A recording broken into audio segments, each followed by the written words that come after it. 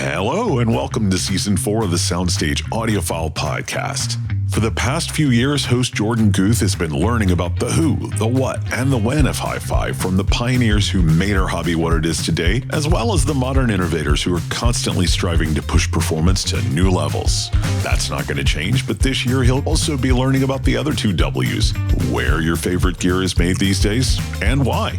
So with that out of the way, let's see who Jorden is chatting with this time around. Hello and welcome to the SoundStage Audiophile Podcast. Today we are joined once again by Paul Hales, CEO and product designer of Pro Audio Technology and Theory Audio Design. Welcome, Paul.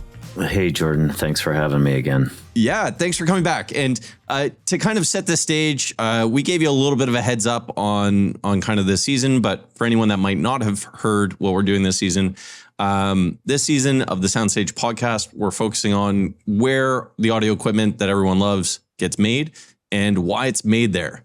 So I think one of the really, and this was brought up by Dennis, our producer, as well as some listener feedbacks, mentioning that you would be a very interesting guest in this realm because not only are you an American-based company, but you manufacture both in the United States as well as overseas. So you'd have some unique perspectives. That's right. So we're doing both and lots to talk about, I think. Yeah. So to get us going, the two companies, you have Pro Audio Technology and Theory Audio Design. Walk me through when these companies were getting formed. Did you already have an idea of where the products were going to get manufactured? Yeah. So a little bit of background. So, stepping back before Pro, I had Hales Design Group and a small American, high-end audio manufacturer, everything made in the US, components from Europe, transducers and stuff from Europe. So the brands that your listeners might be familiar with, Stayaz, Vifa, Focal, those kind of components, but everything made, all the woodworking, everything made in the US. Spent a little bit of time in professional audio where there was a mix of US made equipment as well as stuff made in China. And then when I founded Pro or Pro Audio Technology, which we refer to as Pro, in 2005, I established a relationship with a factory in North Carolina to initially just do the cabinetry, and then final assembly would be done by us. But at that time, there were quite a few factories in the U.S. that kind of specialized in speaker enclosures, right? So it was very common to have a wood shop that would make speakers, supply those speaker enclosures to the speaker company. The speaker company would then do the final assembly, right? The final assembly of a speaker is pretty easy, right? You're just bolting some drivers into a wooden box. You've got a, simple electrical circuit in there, the crossover, and you bolt that in there. You have some connectors and you put it in a shipping carton. So it's not like making iPhones, right? So it's fairly simple. And I think that's why there were so many speaker brands, is because it's pretty easy to get into the speaker business, provided you could get the woodworking done, right? That's the hard part. So, but in the late 90s, early 2000s, it was harder and harder for the U.S. Manufacturers, the wood shops, to compete for the enclosure business with offshore, as well as, factories in Mexico and things. And so it was harder and harder for those kind of businesses to survive, right? And so this company that I partnered with in North Carolina, I've been doing business with them for 21 years now. Actually more, because we probably started in 2003 or 4 or something like that. So like 22, 23 years. They saw the writing on the wall. They had been making speaker enclosures for a bunch of brands. They saw it getting harder and harder. They saw more and more of their customers going offshore to stay price competitive, right? That's the primary motivator, is you've got to compete with the other manufacturers in your market segment. And if they go to a lower cost source, if you're going to compete on price, you're going to be forced to have a similar cost structure, right? So I talked to them about making the whole product turnkey for me. And so I was one of their very first customers that buys the entire finished product from them, right? Oh, cool. And they transitioned their business into that business model. And here they are 20, 5 years almost later, thriving, right? They're doing well. So that's how Pro started. And also, I needed to buy Pro are very expensive, large products that go into very high end private screening rooms, and the volumes are low, right? Yeah. So you can't really get an Asian or a Chinese factory to consider those lower volumes, right? So it was somewhat out of necessity. And then also flexibility. They can paint different colors, and we can build one speaker for the same price as we can build 100. So it's a different style factory. It's designed. They have a very capable CNC machine that is optimized to make one or to make 100. They could do both equally well. They tend to cost more because they can make one, right? Yeah. But they can do that. Chinese factories, Asian factories, other factories, mass production factories, just they can't make one cost effectively, right? So then, fast forward to 2018, when I conceived of Theory, and I think a lot of it's interesting. This is kind of a digression here, but I find this interesting that Theory is largely unknown to the market segment that I think the majority of your listeners are in, right? Hi-fi 2-channel music lover kind of people. They might not know who Theory is, but Theory has something. I just looked, something like 530 something US dealers, right? Whoa! But the hi-fi guys don't know who we are, right? So think about that. That's super interesting to me. Or you say a name like, I think last time we talked, I mentioned QSC because I spent a few years in the early 2000s working there. A lot of your listeners don't know who they are, and they literally just sold themselves for $1.2 billion. That's wild. So they're a massive company that audio centric 2-channel people never heard of, right? So Theory does all this business, and our 500 dealers are all in custom install, right? So it's all AV integrators that do it.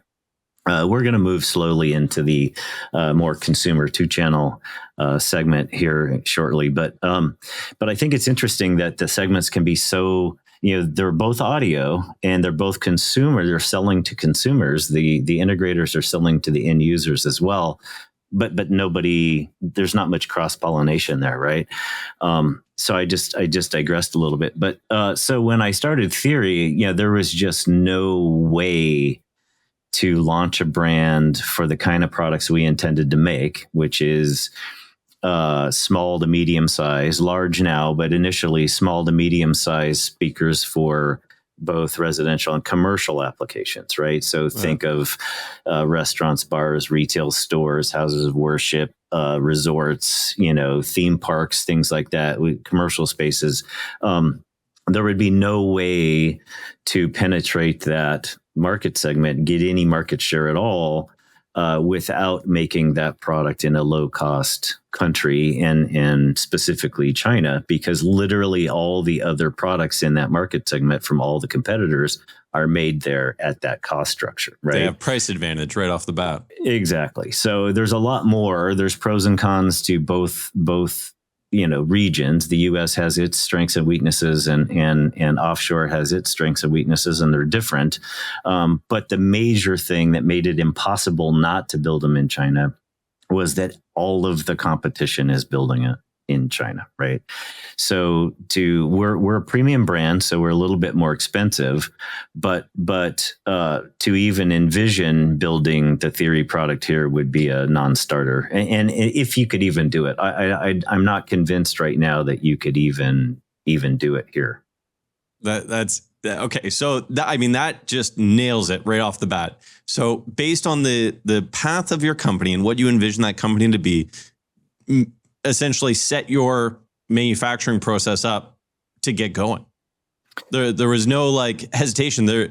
Did you even investigate if the company in North Carolina could potentially make the Theory products, or they wouldn't even be able to get within a comparable price range that would give you any market traction?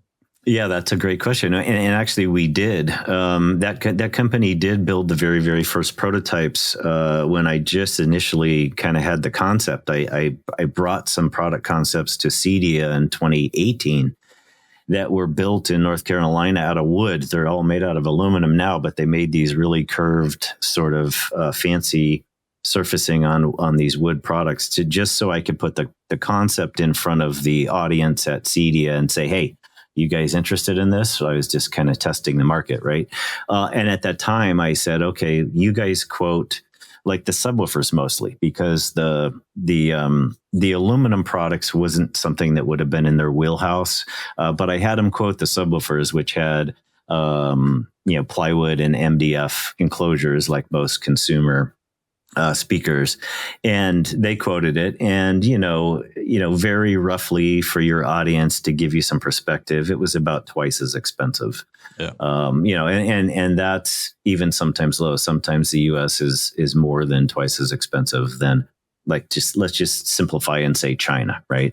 And that's like one of the major components, right? Because we're talking the cabinets. That's not even getting into the fact that you then have electronic side of the house and all this other stuff that all quickly adds up. Yeah. And there's some nuance to this that perhaps your listeners might not appreciate, but, the supply chain, for all the components is a big part of this, right? So had I said, I don't care if my products cost 3 times as much as the competition, let's make them in the US anyway, and then we'll deal with it. There isn't the infrastructure to supply the components in the same way that there is in a manufacturing economy like we find in some cities in China, right? So our partner that makes the theory products in China are in a city that is largely a manufacturing economy. It's a city full of a bunch of small factories and machine shops and injection molding shops and paint shops and metal shops and sheet metal shops and machine shops and packaging and all that stuff. And so they're suppliers that are supplying the components that go into our product are literally up the street, or maybe at most about an hour away. So this will kind of frame this for you. So when I conceived of theory, I wanted to design all the transducers. So all the transducers in theory product are proprietary to theory. And I reached out to a brand, a well-known brand that happens to be the oldest manufacturer of loudspeaker transducers in the world, right? Some people might know who that is. And they've been at it 100 years. And I kind of moved them into a new category. I pushed them a little bit to make some transducers that they're not typically known for, but they knew me and they were willing to take a risk on me. And so I established that relationship. It's a UK company, but it's owned by a giant Chinese company that's factory is in China, right? Guess what? The transducers are made in that giant factory that is about 45 minutes from the factory that does our finished product, right? So there's economies there that I think, in the United States, there's almost no transducer companies in the United States anymore. But let's just say something as simple as packaging or you need a special, like the theory speakers, the aluminum ones come in this little custom made cotton bag. We call it the pajamas. Aaron likes to refer to it as the pajamas. So when you take it out of the box, there's this fitted cotton bag around the product. And, in the United States, we might have to find a vendor that was able to make a custom made pajamas for my speakers. If we could find one, it might be 3,000 miles away, right? Yeah. Ship it across country. Exactly. And how do you find them, right? Now, the internet makes it a little easier now, but, back in the day, how would you find that manufacturer when you needed it, right?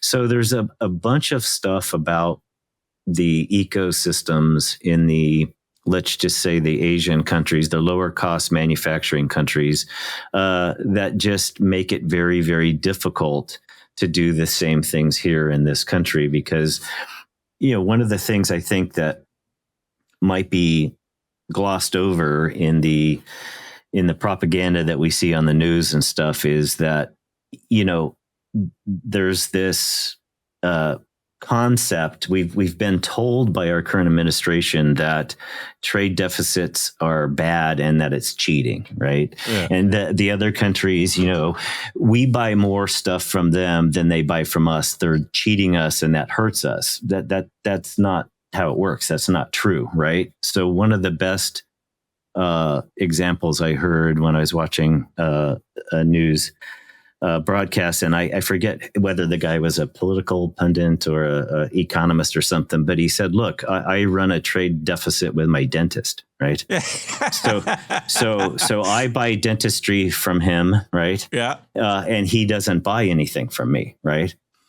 Is my dentist cheating me? Am I getting screwed over by my dentist?" And the answer is no, because I'm paying him and I'm receiving services in return, right? Yeah. And so, this concept that a trade deficit is a bad thing is misleading, and the concept that it represents somehow some misbehavior on the part of the other country that's selling us more stuff, that's also misleading. That's not happening. If we were sitting here and, this idea that tariffs are going to drive manufacturing back to the U.S., that's also not correct either. If the country had high unemployment, right? Like if we had 10% unemployment or 15% unemployment, and you wanted to do these aggressive taxes to try to drive jobs back to the country, then it would have some basis to it. It have some logic around it, right? But we don't have high unemployment. Unemployment in the U.S. is around 4% or so. And recently, I think in the last few years, it was even lower than that. And that's, most economists in the world would say that's low unemployment. That's, you can never get to zero. And we're down so we have low unemployment. So it's not like this loss of U.S. manufacturing has driven the jobs to other countries. It's just that we're doing different kinds of jobs. We're not doing manufacturing jobs, right? We're doing Google and we're doing Amazon and Silicon we're doing Valley. Meta. Yes. We're a service-based economy. Think about how many millions and millions of employees Google, Amazon, Apple, the FANG. Yeah. Amazon, all of those. Yes. They have hundreds of thousands of employees and it adds up to millions. Yep. And so the US people, another thing I heard, Scott Galloway, which I like a lot, he said, look, Americans don't want to make Nikes. They want to wear Nikes, right? For sure. Well, and actually, to your point, you were talking about the ecosystem of the manufacturing in the Chinese countries. It's not just the ecosystem. It's not just that the factories are all there. The knowledge of the people that work there has been essentially expanded on and refined over generations, decades. It's not like even if you brought warehouses to a certain location that they would magically always have the people ready to kind of work in those warehouses or work in those manufacturing jobs. Exactly. Like you know, Apple makes millions of iPhones every month in China. You couldn't make millions of iPhones in the US overnight, right? The technologies, the factories, the certifications, the processes don't exist here. Now, you could argue that, but we want to bring all that stuff here. Okay, well then do you have 10 years or 15 years to do that? Yeah. Because you're not going to turn a switch. You're not going to be able to say, okay, this tax hits tomorrow. Everybody start making their stuff in the US. I mean, it just, common sense tells you that's not possible, right? But you touch on an important thing. Here's a perfect example, recent example, right? So, and this might feed some more questions, but, theory has made all the smaller stuff in China, the speakers, the electronics are designed in Europe, but they're manufactured in currently Thailand. This is all evolving right now because of the trade war, right? But essentially, historically, that's how it's been. Well, Theory is launching next week. In fact, I'm flying out in 3 days, a bunch of sound reinforcement, larger speakers for live sound. And those are going to be made in North Carolina. Okay. Oh, interesting. Yes. So that's probably a subject we can talk about. But so we have pajamas for the speakers that are made in China, right? You get this nice, unboxing experience, right? Apple taught the world people care about the packaging, right? So we want to have these speakers that are going to be made in North Carolina to have a similar level and a similar user experience, out of box experience, right? And we can't, right? The answer is you can't do it. So I requested certain things about the packaging to be made for these new products. And I received back an email, literally a full page of all the reasons why, not that they can't do it, they could do it, but not at any kind of reasonable cost. Prohibitively expensive. Even to ship all of the stuff from China to this factory to get them to do it, and on and on and on. Well, I would have to sell an empty cardboard box. I would have to sell empty packaging for like $300 or $400, right? Because the MSRP on the empty carton would be several $100s, right? That's not feasible. That's not sustainable.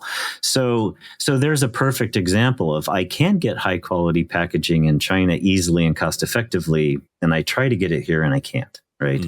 So there is technology, there is processes, there is know-how, and there is efficiencies that exist there that just aren't in the US at the moment, right? And we've kind of already segued to it. And this is great because it kind of brings it from where you guys started in 2005 through to 2018 with the two different companies to present day. And we're already talking about the trade war and deficits and tariffs and all that. So, and you've kind of already alluded to this. With the current situation and how things are unfolding, is there going to be change in where you manufacture things? Or will that end up getting passed on to the consumer? Or how do you view that? How do you approach that? Can you even plan for potentially moving factories or anything? Or is that even viable? We can't even plan for what what our price sheet needs to say for next week, right? The amount of chaos, I think it's not well understood. It is the uncertainty has created massive chaos, and then the actual the cost changing overnight creates its own chaos. So, so let's talk for a minute about how tariffs work, who pays them, right? And I think there's a lot of folks in this country that may not understand them very well, and a lot of the information that's out there online and in the news and stuff in the media is misleading, right? So you can think of it as a sales tax almost, right? So if I go into Target and I buy a $10 thing here in Orange County, I think our sales tax rate is like 8.25% or something like that. So if it's $10, I'm going to pay 82 cents tax, right, to the government. Some of it goes to the city, some of it goes to the county, some goes to the state, wherever it goes, and that helps fund the government. So a tariff is essentially the same thing on imported goods. So the administration has said there's now 145, is that what it was? 145% tariff on stuff made in China. Yeah, it was some outrageous number, but it's been ping-ponging back and forth. I don't know what it is now. Yes, down to 30. There's also something your listeners may not know is that's on top of existing tariffs. So like on loudspeakers, for example, there has been for the last 8 years, 7.5% on speakers. And electronics, it's 25%. Oh. So folks making electronic products in China would have to pay, if my math is right, 170%, right? So here's an example. When we order a container full of stuff, theory stuff, for whatever reason, you stuff a container full of theory product and it ends up costing us roughly $100,000, right? Mm. So we pay $100,000 to the factory. The factory ships us the stuff. We pay about $4,000 or so to get it here. It arrives in Long Beach, and so if that was electronics, after paying the $100,000 for the merchandise, Theory would have to write a $170,000 check that's wild. to the U.S. government, right? So this revenue, this billions and billions of revenue that they're generating is coming from the companies, the U.S. companies. It's not coming into the U.S. from China. It's being taken from the U.S. company that's bringing the product in and going to the U.S. government, right? So it's similar to a sales tax.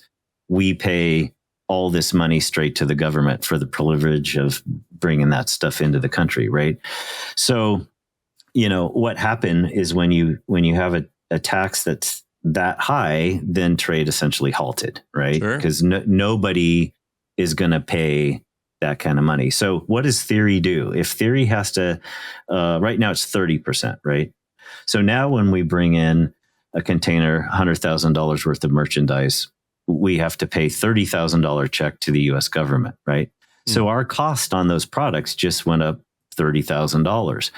We can't absorb $30,000 out of our margin every time. So the only way that Theory can stay viable is we have to raise our prices, right? And then, that means that the dealer or the reseller pays a higher price, and the dealer needs to make his money to sustain his business. Businesses need money, profits to sustain themselves, pay the bills, pay the expenses, generate operating capital for growth. Like, Theory is funding its own growth. We're doing this organically. And so at the end of the day, the end user, the consumer, ends up bearing the brunt of it. Now, the administration has said stuff like, just eat the tariffs. Like I think they told Walmart they were supposed to eat the tariffs or whatever. That's not a realistic statement, right? So for you, for instance, you have a manufacturing in North Carolina. I'm guessing, like, even if you wanted to move everything that's being made in Theory overseas to North Carolina, it's not like you would just save that 30%. Presumably, there's still parts that are coming in from around the world that just can't be made in North America. And then on top of that, I'm assuming, and you can correct me here, but you probably have countries throughout the world that are now doing retaliatory actions against the current situation. So when you're now trying to sell those products back into China or another country, I'm assuming that's also going to get hit with the same kind of money, the same kind of issue. It gets doubled, right? Yeah. So we don't do a lot of business yet in China where the retaliatory tariff was high, but on the other countries, yes, we ship our products out. I have some very good friends that are in the high-end audio cable business. Your listeners would definitely be familiar with these people, and they get hit on both directions because they bring in copper and they bring in components and connectors and things from China. They in the U.S. they turn it into a really beautifully made cable, interconnect, speaker wires, those kinds of things, right? And then a big part of the U.S. high-end audio business is other countries, right? And they do a big business in China, so their product gets hit twice on the inbound and the outbound. And this is why these wars can't be won, right? You can't win it. You can't win. Nobody wins. Yeah. The idea that it would drive factories back to the U.S. Let's talk. How could you use a tariff effectively? Why don't we? Let's talk about that for a minute, right? Yeah. So a tariff is and I'm not an economist. I'm not an expert at this stuff, but I've endeavored to try to understand it because it impacts us directly, right? It's an existential threat to small companies, right? U.S. companies. A tariff is a tool that governments can use to, let's say, protect is probably not the right word. It's too strong a word, but to help manage their own economies, right? And so an example of how it might be used effectively is if, this is kind of a silly analogy, but I'll use it anyway. So Christmas ornaments are largely made in China, right? So if you're a Christmas ornament reseller in the US right now, your business is threatened. It's going to be very hard for them to survive, right?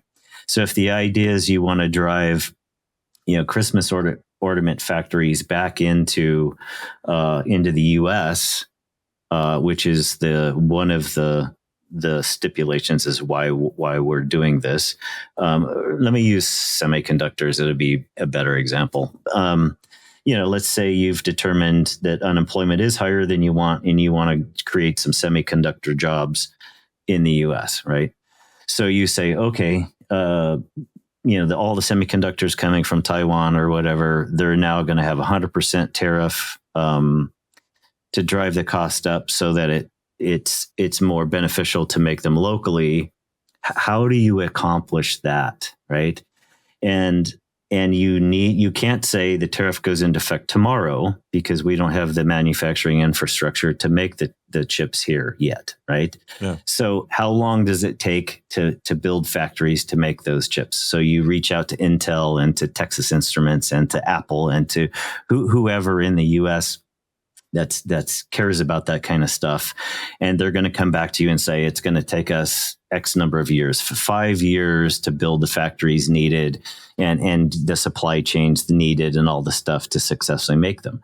So then you say, okay, so in 2030, there's going to be a tariff that goes into place on imported semiconductors of 100%. Yeah. Yes.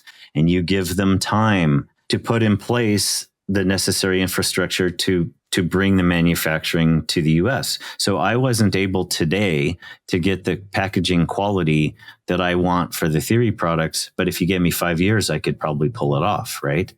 And then you subsidize or you make it easy. I guess my point, here's what I was trying to say about the Christmas ornament retailer. They don't have the money to build a factory to make Christmas ornaments up the street, right? Yeah. They don't have the working capital to make that happen overnight. Exactly. Now, an Apple might, but even those big companies, their business model today, they haven't planned for that. And so you make it possible for the infrastructure and the manufacturing to come here, and you set it for 5 years from now, whatever that is, and then you implement it, and guess what? Your tariff has just worked, right? Yeah. But that's when it's deployed strategically and in a specific sort of targeted market segment and with a strategy and a plan. Just saying, okay, every country of the world, including the uninhabited countries and, with only penguins, I call them the penguin tariffs, right? Every country in the world gets hit with one of these things, right?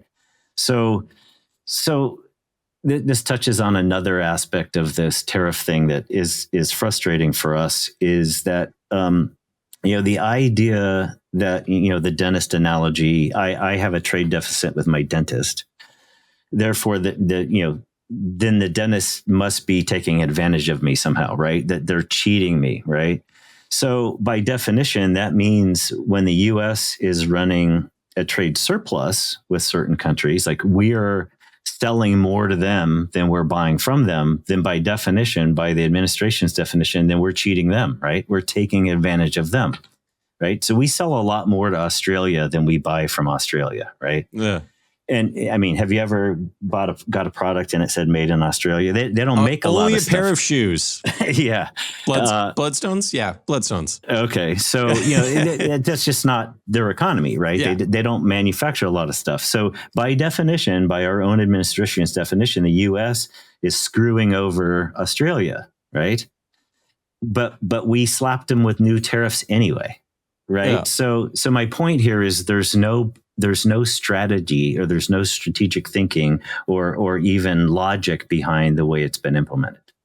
And that has created massive chaos worldwide. Okay. Like crazy chaos worldwide.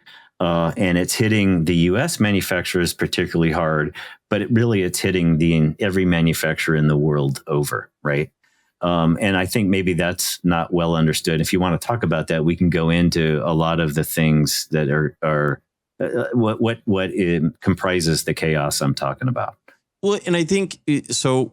Maybe let's talk about this from the perspective of the hi-fi industry and pro audio and your outlook, right? Like when I'm thinking about this, so that's where we are now. It's a chaotic situation. When you're talking about the future, is this like, will that look like, okay, well, maybe we're going to postpone delivering new products, or maybe the price hikes are going to happen sooner rather than later, or like, how does this impact your strategy for theory specifically, because that's really getting impacted, but also pro, because maybe that impacts your expansion into new countries, because right off the bat, it's not as viable as it was a year ago, for instance. Yeah, so it hits us in every possible direction, right? I guess the short answer for the longer term planning is we're trying to diversify where we're able to make products, right? And so, many manufacturers during their original implementation of the tariffs back in 2017 or 18 or whenever that was, they started to move production out of China into other mostly low-cost manufacturing countries like Vietnam and Thailand and Philippines and maybe Mexico. And so some of that is going on for a longer term, because if these high tariffs sustain for years, then it'll just drive the cost of everything up. So it'll just drive inflation and everything will become more expensive, right? If we have this uncertainty, today it's 145, tomorrow it's 30, then it's 50, then it's back to this, then it's the uncertainty that's going to get us, right? There is no way to plan a business when you don't know your cost structure. And so if you ask me, what is your price on this model going to be next year? And I can't tell you. I don't have any idea what the price is going to be, because I don't know what my cost is going to be. And that's especially hard for the installers that are also the middle kind of or integration between yourself and the end consumer, right? That's right. And I think that's maybe a subtlety that a lot of the listeners may not appreciate is so, especially in custom integration, right? These things, the way these things are sold is they kind of write a proposal and they say, we're going to do all this work for you. We're going to install all this audio, video control stuff in your house, and it's going to cost this much. Well, now that proposal may or may not be accurate, right? And so when this first kicked in, I called some of my, dealers, some of my dealers that I'm closest to and stuff. I said, how are you guys managing this with your customers, right? With your clients? And essentially what they have to do is they have to say to the end user, right now, what we know based right now, the cost for your system will be X, $100,000, whatever it is. Yeah. But anything could change. The tariff impacts all this stuff, and here's how we're going to manage that. And most of the end users have been okay with that. They understand the uncertainty and that we don't control it, right? Yeah. And because I think we're in, custom integration is kind of a high end kind of thing, right? Most people that are buying elaborate whole home audio, video control systems and stuff, they tend to be the upper class kind of high end kind of folks. So they, spending a little bit more, they might be able to stretch and spend 30% more, right? Where it really is painful is for the products where they are more cost sensitive and the end user simply can't afford it anymore, right?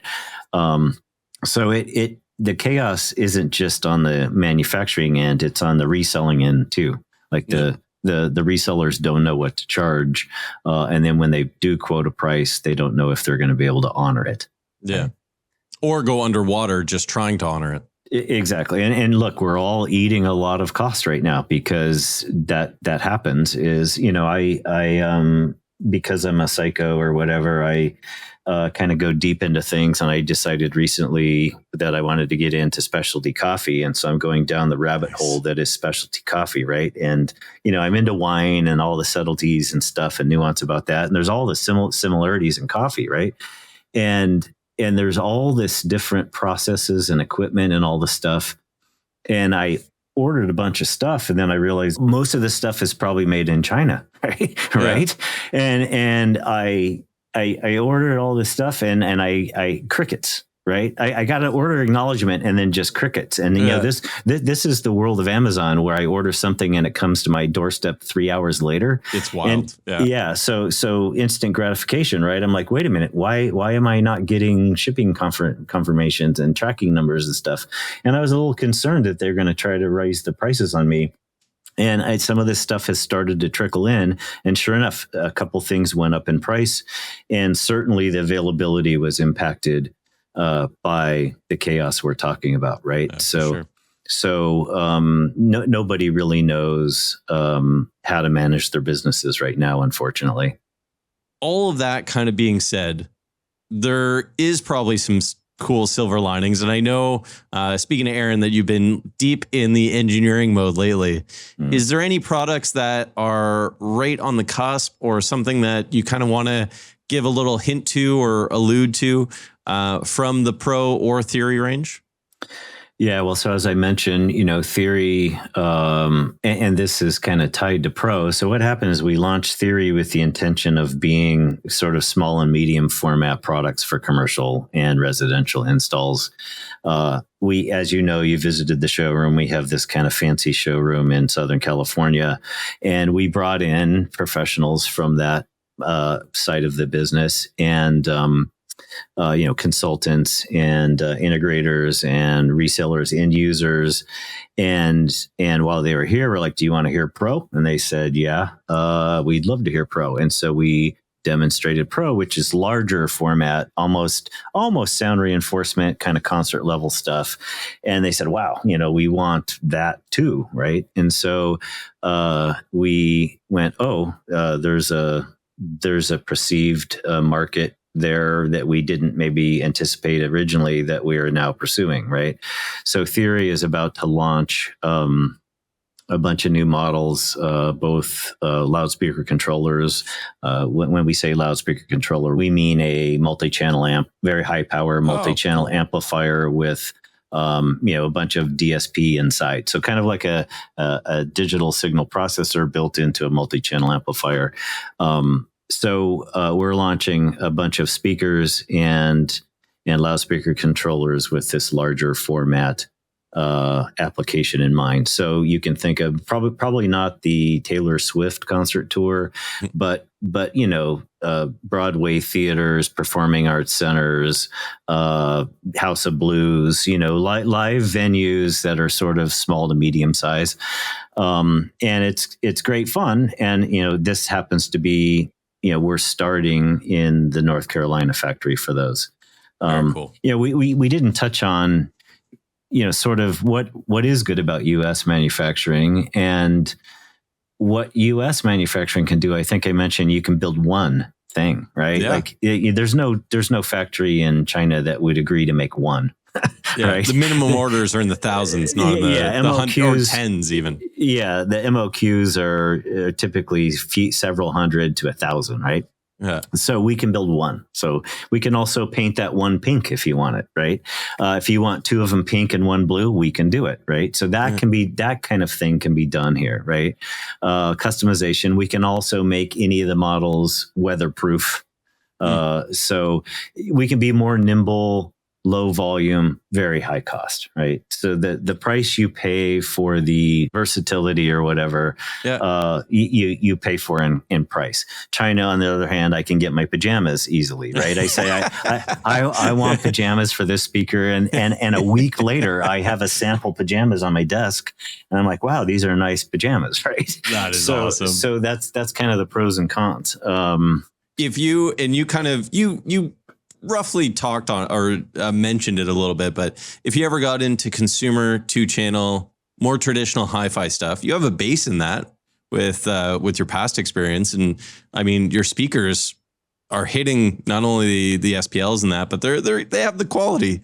If you ever went to more of that hi-fi market, do you think the Made in America, the North Carolina approach would make sense? Oh, that's a great question. I hadn't really thought of that. I would answer it this way. So we did and do intend to do something for hi-fi, but at the extreme high end, right? So the kind of the stuff you guys cover in Munich and in your factory tours and stuff, kind of like that level, and that would definitely be made here. But I do have Theory has another sort of branch that we're going to pursue over the next couple of years, that I'm working on a very specialized transducer that I'm going to kind of pepper across a whole range of market segments. One of which is even more consumer than 2-channel audio, if that makes sense. So, you could think like something you might be able to buy in Best Buy or something, right? But a product definitely targeting consumer audio. You could buy one or you could buy multiple, and for that kind of thing, because of the technologies involved, that almost has to be made in a manufacturing environment that has the supply chain to support it, right? Because this product would have a bunch of technologies that I can't find here. I definitely can't find in North Carolina. Right. I would not want to at this point get into the, sort of floor standing, stereo speaker business. That's a tough business. And there's a ton of great companies out there already doing it. But at the extreme high end, and this product concept I'm thinking of is unique. Nobody makes anything like it now. But the middle part of hi-fi, I don't think it's something that we're gonna pursue.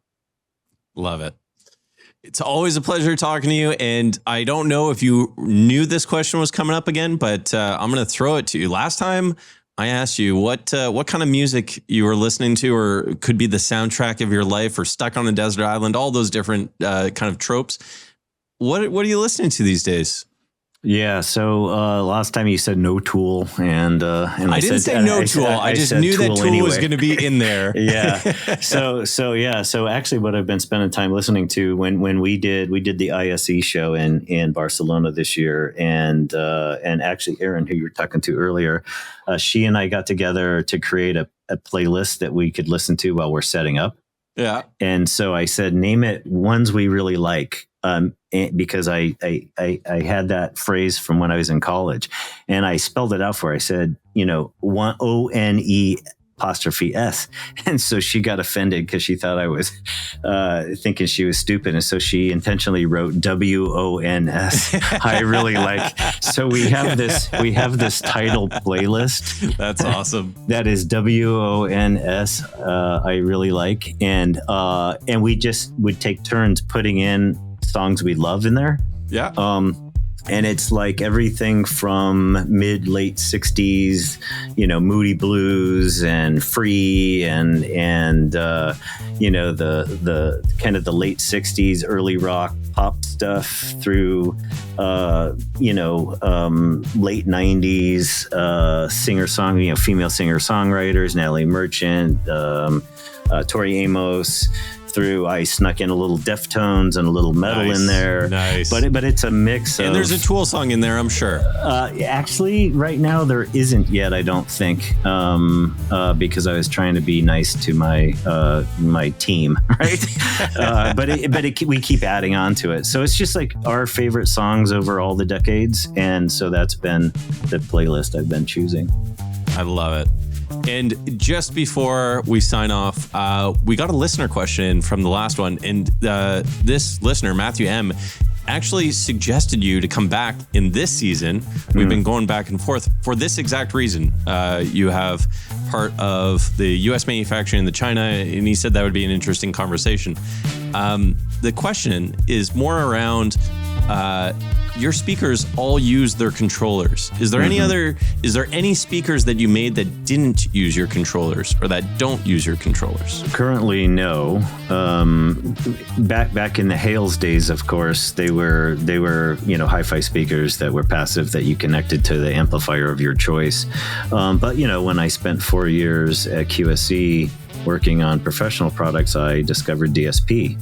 Gotcha. And once you use DSP, you can never go back. At least I could never go back to just a passive speaker that didn't have the benefits and the power that DSP affords me. So a lot of people don't understand why our both Theory and Pro ecosystems are that way, but that's why. Like if you look at the Theory website, it says, why do I have to use your loudspeaker controller? And the answer is performance. Gotcha. Like we could not deliver the performance we deliver if we didn't do that. Love it. Paul, as always, thank you so much. Greatly appreciate your time. And I look forward to seeing kind of the new stuff that's coming out in the short term and having you back on in a little bit and see where everything is at. Yeah, no, it was good fun. Thanks for having me. Anytime you want, let me know. Sounds good. All the best. Okay.